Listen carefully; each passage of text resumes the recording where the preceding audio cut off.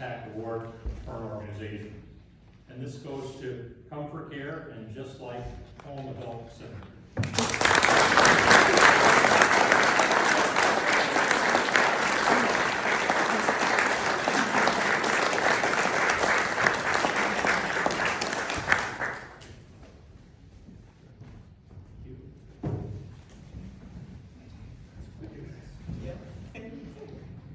So, because I have a team of women who are all too shy to speak,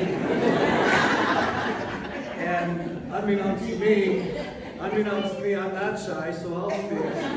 I'm going to speak, or when I say we, I mean we, even though I'm the one speaking.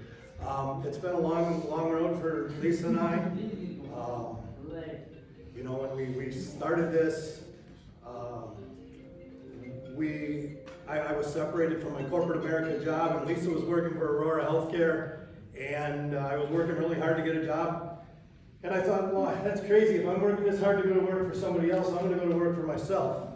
So they set me up with an outplacement agency, and I learned all about franchising. And all of us, when I talk franchising, everybody thinks of fast food because that's all anybody knows. And when I researched it, I learned that there was a lot more to franchising than just fast food. But they told me, they said, all you have to do is find something that you like, because you're not the one that's gonna, you won't be the one doing it, but it should be something you enjoy. So I really had three caveats. Number one, I wanted to do something that was more rewarding. I'd worked for the Scotts Miracle Grow Company, and everybody knows Scotts, and every year it was just sell more, and the challenge really wasn't there. I wanted to do something that wasn't a fad. So I didn't want to open Dave's widgets and they'd be really hot today, and next year nobody wants to buy a widget.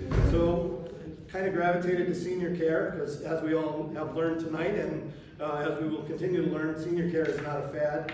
And then my grandmother, we watched her go through the whole independent living to senior living to assisted living, and nobody really helps you with the process. So I thought, man, maybe we can help some people. So we got into ComForCare Home Care. That was in 2012. We grew really fast, and remember what I said about you're not the one that's going to be doing this. Well, nobody planned on a work shortage, and nobody planned on COVID, and all of those things. So, unbeknownst to Lisa and I, we spend a lot of time working in the field, because what do? We provide home care, and people need care. And we can't just say, well, we don't have a caregiver, sorry, you're out of luck. And some of the families that are here tonight know that Lisa and I spend numerous hours out in the field working. So Dave gets this brainstorm in 2016.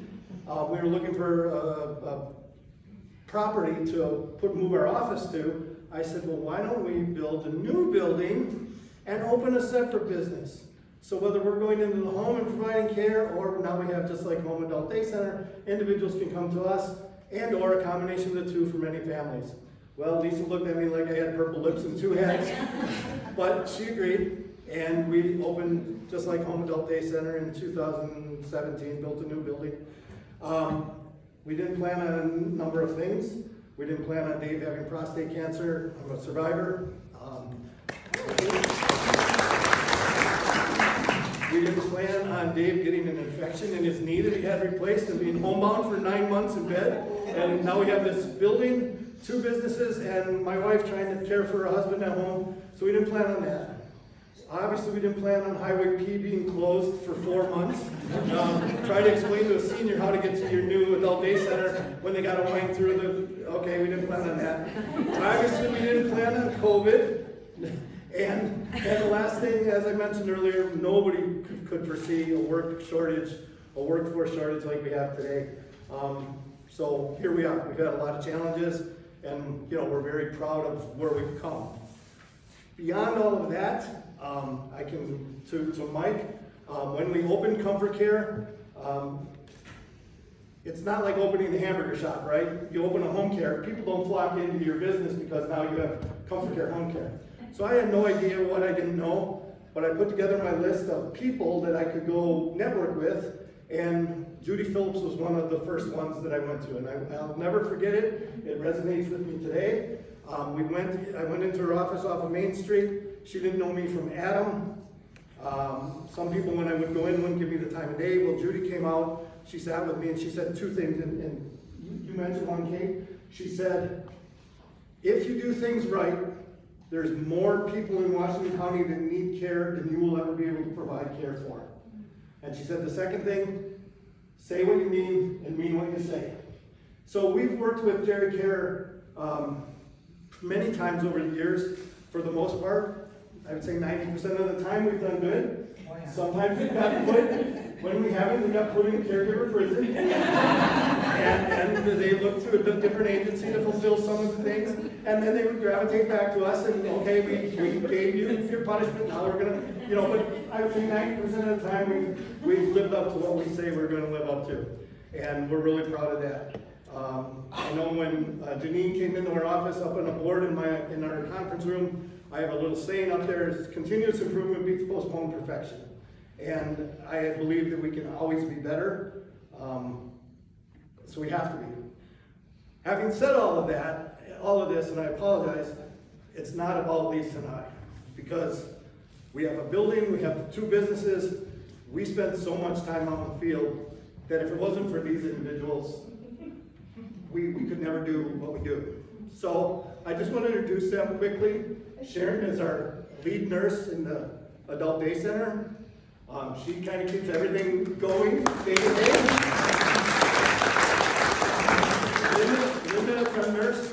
She's retired. She gives me a break. But she works on Tuesdays, and she is the lead on Tuesdays over there. And then Kate is one of our caregivers here. And our ladies is another one of our caregivers. So, in addition to them, we have our Renee, our receptionist, and Crystal, who is kind of the jack of all trades in the ComForCare office.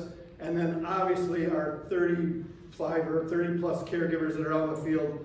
There's no way we could do what we do without them. And really this award is about them, more so than us.